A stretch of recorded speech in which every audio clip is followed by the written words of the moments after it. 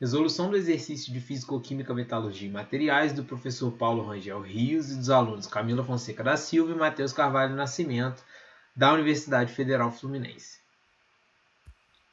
Bom, o exercício é o seguinte. Placas de cromo são recozidas a 1000 Kelvin em uma atmosfera de hidrogênio e água, e a pressão é de 1 atm. E aí ele pede para calcular o teor máximo de água na atmosfera, se queremos que não haja oxidação durante o processo.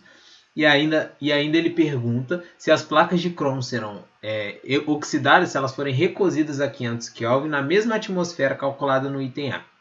E ele pede para desconsiderar a possibilidade de dissolução do hidrogênio no cromo, e ele nos dá a reação, né, que é 2Cr mais 3H2O, dando Cr2O3 mais 3H2, e nos dá também o polinômio da energia livre padrão, que é menos 91.050 mais 22,8, que multiplica T. E também a constante R, que é 1,987 calorias por mol Kelvin. Bom, a gente sabe que quando a gente está tratando de um sistema no qual ocorrem interações entre fases de vapor e fases condensadas, ou seja, sólidos, o potencial químico dos componentes pode ser expresso como potencial químico padrão mais RT logaritmo neperiano da atividade desse elemento. E a atividade ela pode ser considerada igual à pressão para casos em que o material é um gás, né? E também ele também leva em consideração se a gente está falando de fases condensadas, no caso sólidos, por exemplo. Então a gente sabe que a pressão constante, a energia livre de Gibbs, ela vai ser representada pela multiplicação, pela soma, né, da multiplicação do coeficiente estequiométrico dos produtos vezes o potencial químico dos mesmos, menos a soma do coeficiente estequiométrico dos reagentes vezes o potencial químico dos mesmos. Então, quando a gente aplica essa fórmula à nossa reação, né, a reação que a gente, no caso do item A, não quer que aconteça, mas a gente precisa supor que ela aconteça, então a gente sabe que o ΔG vai ser igual ao μ dos produtos menos o μ dos reagentes, claro, cada um deles multiplicado por seu respectivo coeficiente estequiométrico. Mas a gente viu lá que na primeira reação, na primeira equação, a gente pode reescrever esses potenciais químicos em função do potencial químico padrão, da constante R, da temperatura e das atividades. Então a gente faz isso tanto para os produtos como para os reagentes, né? Mas essa equação não nos dá muita informação, então a gente precisa rearranjar essa equação de modo que a gente possa separar termos que a gente considera semelhantes, né? Então o que a gente faz?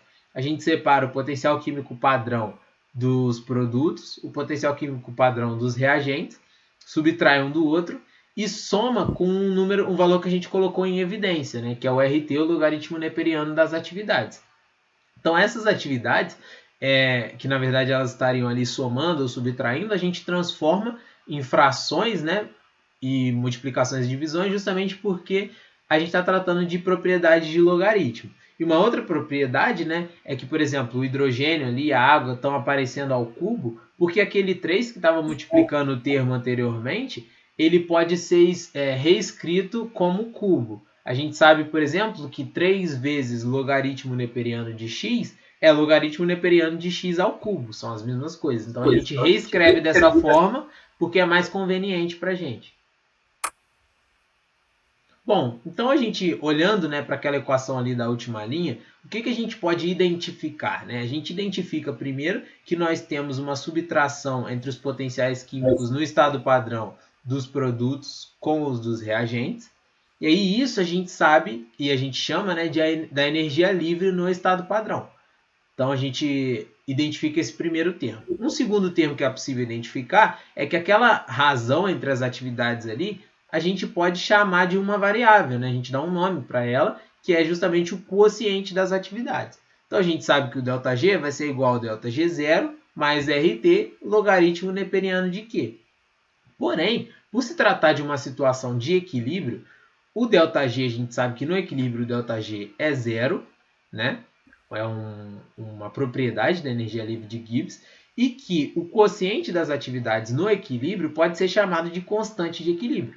E é justamente esse valor que a gente quer determinar. Então, como a gente faz, né? A gente reescreve a equação, a gente passa o RT logaritmo neperiano de Q para o outro lado, e vai ficar ΔG0 é igual a menos RT logaritmo neperiano de Q, só que nesse caso, como está no equilíbrio, Q é K, né? Então, determinando o K, a gente sabe que o K vai ser o número de Euler menos elevado a menos o ΔG0 dividido por RT. Bom, o ΔG0, a gente tem uma expressão para ele que é dada no enunciado, né? Porém, a gente precisa determinar um valor absoluto para ele em função da temperatura. E como essa temperatura é de 1000 kelvins, a gente substitui esse 1000 na expressão e a gente vai obter que o ΔG0 a 1000 kelvin, ou seja, a variação da energia livre padrão vai ser menos 68.250 calorias. Então, como a gente tem esse valor, agora é mais fácil, a gente já tem tudo que a gente precisa para determinar a constante de equilíbrio. Então, a gente substitui tudo, calcula e vai dar 8,2654 vezes 10 a 14 adimensional, justamente porque se trata de uma razão entre atividades. Só que a gente precisa determinar o teor máximo de água. E um teor, ele é em função da fração molar, né? E essa fração molar, para eu saber a fração molar, eu preciso, primeiro de tudo, determinar qual é a pressão parcial de água, de vapor de água. E aí, para isso, a gente precisa correlacionar a constante de equilíbrio e as atividades. Então, olhando para aquela fórmula ali, eu sei que a constante de equilíbrio ela é a atividade do Cr2O3, ou seja, o cromo óxido, vezes a atividade do gás hidrogênio ao cubo, dividido pela atividade do cromo ao quadrado, vezes a atividade do vapor de água elevado ao cubo. Porém, a gente sabe que tanto o cromo óxido quanto o cromo reduzido, eles vão estar na forma pura e que não há interação com os respectivos... No caso, a gente sabe que não tem interação do cromo sólido, o Cr puro, com o hidrogênio. Então, a gente sabe que ambas as atividades podem ser consideradas 1. E como a gente está num sistema que se trata de altas temperaturas e baixas pressões, esses gases, tanto o gás hidrogênio quanto o vapor de água, podem ser considerados gases ideais. E esses gases ideais, e para gases ideais, na verdade, né, as atividades são iguais às pressões. A gente sabe ainda que a pressão total do sistema é de 1 atm e que a pressão total é a soma das pressões parciais. Então, ou seja, a pressão de hidrogênio mais a pressão de vapor de água vai ser igual à pressão total, que é a pressão de toda aquela atmosfera ali presente, que vai ser 1 atm. Então, a gente usa essa relação para reescrever a pressão de hidrogênio em função da pressão de oxigênio. E aí, como a gente faz, né? A gente sabe que tanto a atividade do Cr2O3 quanto a atividade de cromo são 1. Então, se a gente vai ser 1 ao quadrado ali embaixo, vai continuar 1 em cima só. E a gente sabe que a pressão de H2 ela é 1 menos a pressão de H2O, né? E que ambas estão ao cubo. Então, a gente pode tirar esse cubo da expressão. E aí a gente vai ter que a constante de equilíbrio vai ser 1 menos P de H2O dividido pelo P de H2O, tudo isso elevado ao cubo.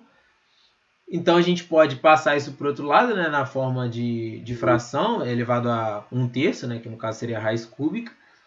E resolvendo isso tudo, a gente tem que a pressão parcial de H2O vai ser 1,0655 vezes 10 a menos 5 atm. Porém, a gente não quer saber a pressão, a gente quer saber o teor de água, né? E então, a gente sabe que a pressão parcial de água vai ser a fração molar de água vezes a pressão total. Então, portanto, para determinar a fração molar de água, a gente precisa dividir, passar a pressão dividindo. Então, quando a gente passar, a gente vai ver que a fração molar de água vai ser a pressão parcial de água dividido pela pressão total. Com isso, a gente vai ter uma fração molar de água de 1,0655 vezes 10 a menos 5. Agora adimensional, né, porque a gente dividiu uma pressão pela outra. E percentualmente isso corresponde a 0,0011% de água naquela atmosfera ali. Então, partindo dos mesmos conceitos, né, que o Matheus já explicou, a gente vai resolver a questão B agora, que pede para a gente descobrir se as placas serão oxidadas se elas forem recozidas a 500 Kelvin. Primeiro de tudo, a gente vai calcular o coeficiente de atividade, justamente porque a gente não sabe se esse sistema está no equilíbrio ou não. Como fala que é na mesma atmosfera, né, a gente pode utilizar as mesmas proporções entre atividade e pressão parcial que foi encontrada na questão anterior. Então, a gente pega os mesmos valores, certo? A gente substituindo aqui, nessa equação, a gente consegue achar o coeficiente de atividade que, né, dá o mesmo valor do anterior. Depois, então, a gente vai calcular, né, o ΔG0, a energia livre padrão, só que agora para 500 Kelvin, utilizando a mesma fórmula que foi dada para a gente no enunciado da questão. Substituindo, então, aqui o 500, a gente acha menos 79.650 calorias. Aí, então, a gente pega esses dois valores que a gente encontrou e a gente substitui nessa equação geral de energia livre de Gibbs. O que a gente vai achar, então, né? Substituindo os valores aqui, a gente vai achar que a energia livre é menos 45,53 quilocalorias. O que isso quer dizer, né? A energia livre de Gibbs, ela é o parâmetro principal para saber se uma reação ocorre ou não. Quando ela está, né, negativa, quer dizer que ela ocorre. Quando é menor que zero, quer dizer que a reação pode ocorrer. Igual a zero, quer dizer que a reação está no equilíbrio. E maior que zero, quer dizer que a reação não ocorre de jeito nenhum. Então, aqui, como a gente encontrou, né, um ΔG menor que zero, a gente tem que estar realizando o trabalho aqui, e isso quer dizer que a transformação final é mais estável que a transformação anterior. Justamente por isso, né, a gente consegue deduzir que a reação pode sim ocorrer, que as placas podem ser oxidadas, só que não necessariamente elas vão ser, porque para a gente ter certeza de que a reação vai ocorrer, a gente precisa considerar fatores também cinéticos, que não vão ser levados em conta agora nessa questão. Então, como a nosso exercício, né, o nosso exercício ele relacionou com algumas leis da termodinâmica, a gente trouxe uma curiosidade da segunda lei da termodinâmica, que é que ela pode falhar em nanoscala. Como é que isso acontece? Pesquisadores, então, eles pegaram, né, uma esfera de vidro com diâmetro menor que 100 nanômetros e colocaram em um aparelho de laser. Quando eles colocaram nesse aparelho, eles conseguiram mantê-la praticamente estática e também conseguiram medir as dimensões espaciais dessa esfera. O que eles fizeram, então? Sabendo que essa esfera estava em colisão com os átomos à sua volta, com os átomos de ar à sua volta, eles pegaram um laser também de resfriamento e resfriaram essa esfera a uma temperatura menor que a do ambiente à sua volta. Depois eles cessaram esse resfriamento e observaram o que acontecia. A partir das observações, então, eles perceberam que em determinado momento a esfera não absorvia calor das moléculas mais quentes à sua volta. Em determinados momentos ela cedia calor. O que eles conseguiram, então, comprovar que a segunda lei da termodinâmica pode falhar, sim, em nanoscala, provando, então, limitações em escala molecular e atômica da segunda lei da termodinâmica. É isso, então, obrigada.